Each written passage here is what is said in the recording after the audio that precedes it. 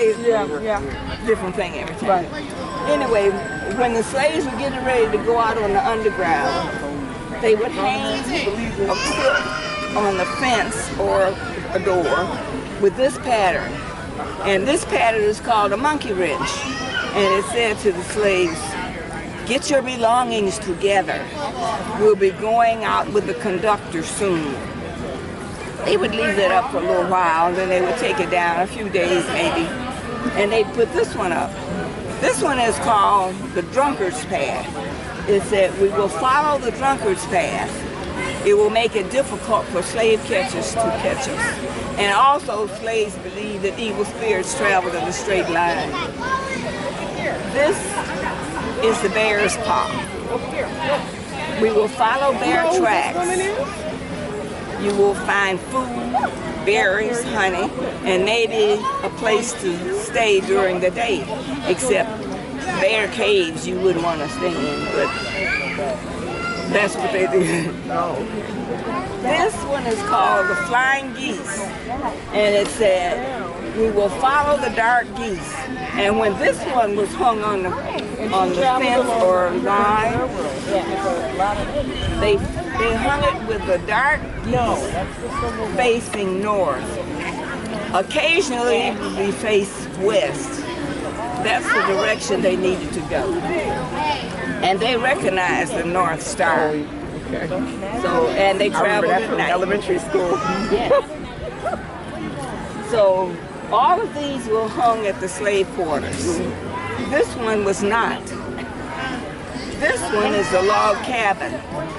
And the log cabin was hung on the fence at a safe house.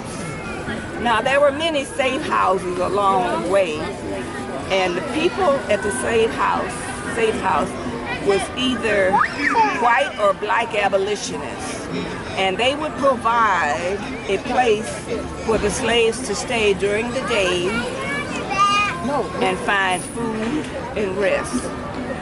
And when they would get there, if it had a red center or a yellow center, it was safe to come in. You will find rest.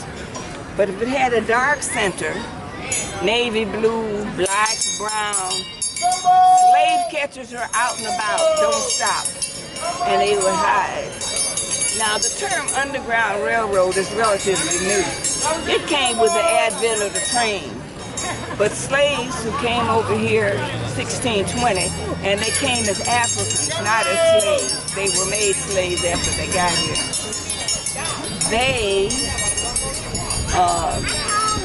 in 1620, began running away when they found out what was happening to them here. So the term Underground Railroad is relatively new because I don't know when the train was invented, 1830 or something. One slave catcher was chasing a group of slaves, and he said, "I don't know, I didn't catch them. They seemed like they just disappeared into the ground in an underground railroad."